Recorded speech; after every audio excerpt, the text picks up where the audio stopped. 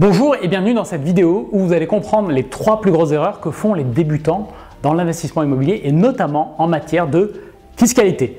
Alors l'immobilier a beaucoup d'avantages, notamment celui de vous permettre, si vous savez vous y prendre, d'investir et de vous créer un patrimoine même en partant de zéro. C'est ce que j'ai fait en achetant plusieurs appartements et un immeuble de rapport sans faire d'apport à chaque fois. Mais l'immobilier possède de nombreux dangers. Mal maîtrisé, votre projet peut vraiment se transformer en cauchemar. Dans ma formation, j'ai eu la chance d'accompagner des centaines et des centaines de personnes et l'une des questions qui revient souvent, c'est combien vais-je payer d'impôts? Et ce n'est pas par hasard, les revenus immobiliers peuvent être très taxés ou pas du tout, selon comment vous vous y prenez. Et s'il y a un truc que vous devez comprendre, c'est qu'il existe en fait 3 manières, 3 ensembles qu'il faut travailler dans l'immobilier pour que ce soit réussi. Le premier élément, c'est l'investissement lui-même, c'est-à-dire notamment son prix d'achat et le loyer que vous allez pouvoir demander. Le second élément, c'est le mode de financement, comme par exemple la durée de votre emprunt.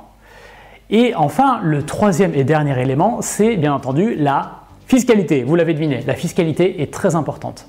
La plupart des gens s'intéressent en réalité au premier élément, voire au second, mais rarement au troisième. Ce que j'ai vu et ce que j'ai compris et ce que j'enseigne, c'est que pour maîtriser un investissement, il faut maîtriser la pile complète. C'est vraiment la première erreur que vous devez éviter. Donc voici les 3 erreurs les plus fréquentes que font les débutants sur le premier élément, c'est-à-dire sur l'investissement lui-même, le bien lui-même. La première erreur sur le bien, c'est de surestimer les loyers. Voilà ce que je veux dire par là. Vous trouvez un appartement, admettons qu'il soit à 75 000 €, vous avez un loyer de 450 €, il est loué nu à l'année. Vous recevez un loyer de 450 € x 12, donc 5 400 €. La première erreur, c'est que le loyer que vous prenez pour vos calculs doit venir de vous et pas de l'agent immobilier ou du banquier. Ces 2 personnes ne sont pas là pour vous aider, elles sont là pour vous vendre leurs services. Donc vous êtes le seul en réalité à avoir d'ailleurs une vision d'ensemble sur votre propre situation. Donc c'est à vous de faire les calculs et de prendre les chiffres. L'erreur ici, c'est donc de considérer que par exemple le logement ne sera jamais vide.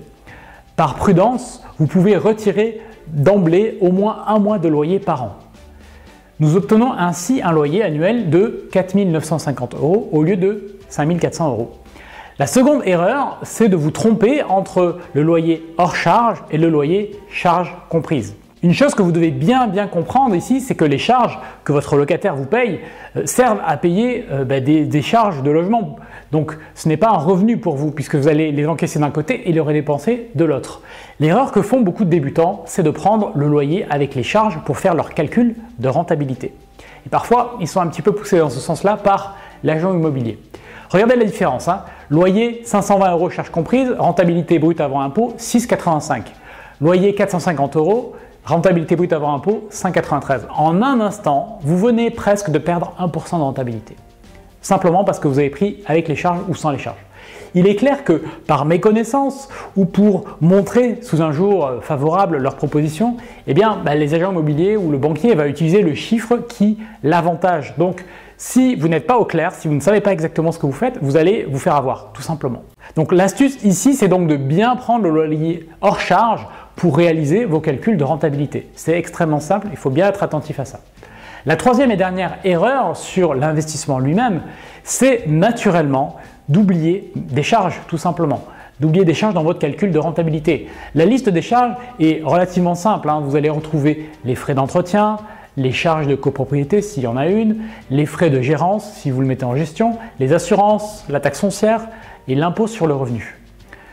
Ici, il est évidemment simple d'oublier une charge ou de sous-estimer, c'est ce qui est le plus fréquent, un poste de dépense. Il arrive aussi que vous souhaitez vous lancer en gérant vous-même le bien, mais au bout d'un certain temps, les choses font que vous avez envie de le mettre en gestion, de le déléguer à un professionnel. Et bien du coup, si vous n'aviez pas prévu ça au départ dans votre calcul, vous vous retrouvez à débourser 6 à 8% de plus qu'avant. Et donc si vous ne l'aviez pas prévu, cela peut rendre votre investissement non rentable. L'astuce ici, c'est donc d'obtenir tous les chiffres avant de signer et de ne pas hésiter à prendre des chiffres élevés, des dépenses élevées si vous n'avez pas l'information. Au pire, vous aurez une bonne surprise, mais il vaut mieux avoir une bonne surprise plutôt qu'une mauvaise. Vous avez vu 3 erreurs courantes que font les débutants sur l'investissement lui-même, mais ce ne sont qu'une partie des erreurs que l'on peut faire dans l'immobilier. C'est comme je vous le disais, il y a beaucoup d'erreurs que l'on peut faire. Regardons le dernier élément, la fiscalité. La fiscalité, c'est là où tout se joue en réalité.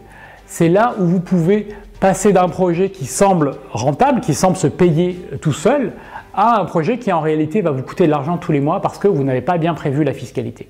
Donc, si vous avez bien cadré votre projet, votre investissement et que vous avez bien cadré le financement qui est la seconde étape qui est importante aussi, il vous reste à bien cadrer la fiscalité pour vraiment réussir et vous dire que vous maîtrisez votre projet.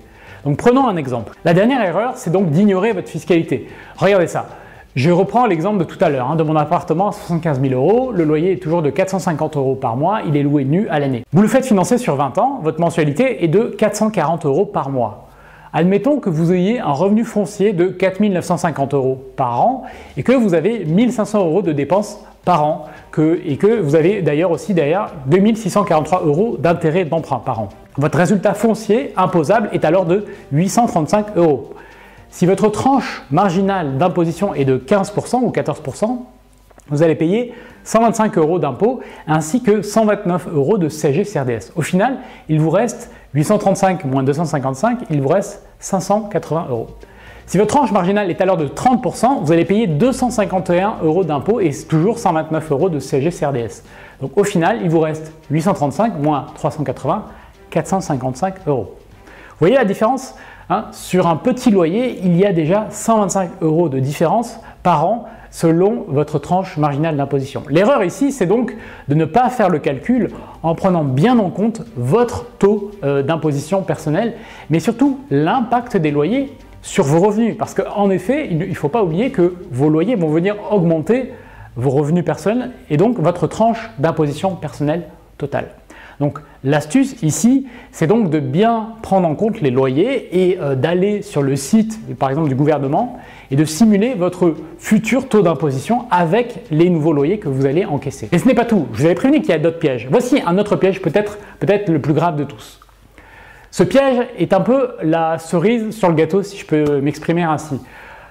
Imaginons la chose suivante, vous avez vu que dans mon calcul précédent, j'ai déduit les intérêts d'emprunt, j'ai déduit cela de mes revenus fonciers, et donc ça veut dire que je n'ai pas déduit la mensualité de mon prêt dans son intégralité, mais seulement la partie intérêt d'emprunt quand j'ai fait mon calcul d'imposition.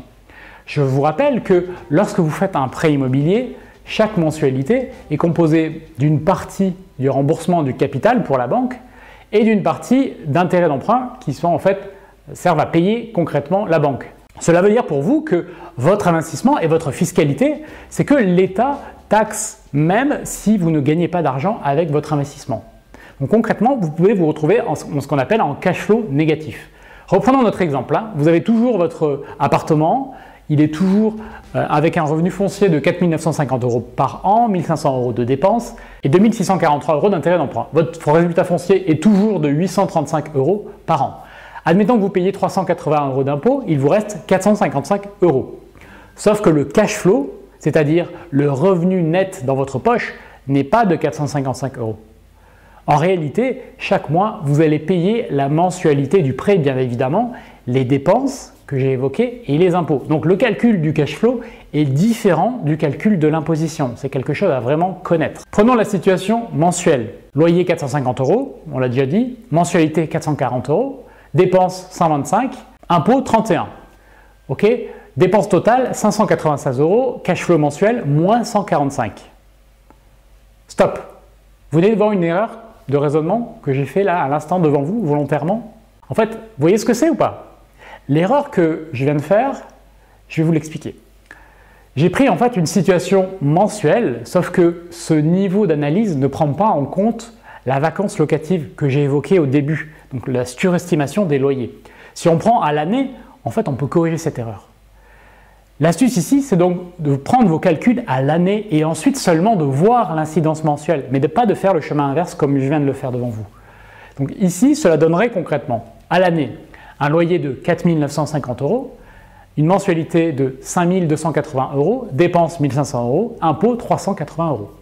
Donc le cash flow ici est de moins 2 210 €, soit 184 € par mois à sortir de votre poche. Donc vous voyez encore ici la différence est subtile, mais au départ, votre investissement semblait à peu près se payer, mais que quand on pose clairement les chiffres, on se rend compte qu'il coûte 184 € par mois. Alors c'est pas du tout la même situation, bien évidemment. Est-ce que cela veut dire qu'il ne faut pas investir? Non, c'est pas ça que ça veut dire. Ça veut dire qu'il faut choisir le mode d'investissement adapté à votre situation et qu'investir dans l'immobilier, ce n'est pas simplement choisir de faire du meublé ou du nu. C'est pas simplement ça.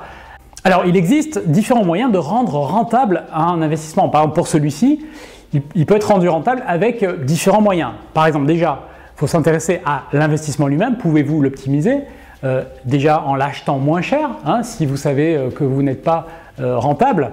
Ensuite, en vous voyant comment vous pouvez augmenter les loyers en améliorant le bien lui-même ou en changeant de mode d'exploitation de ce bien.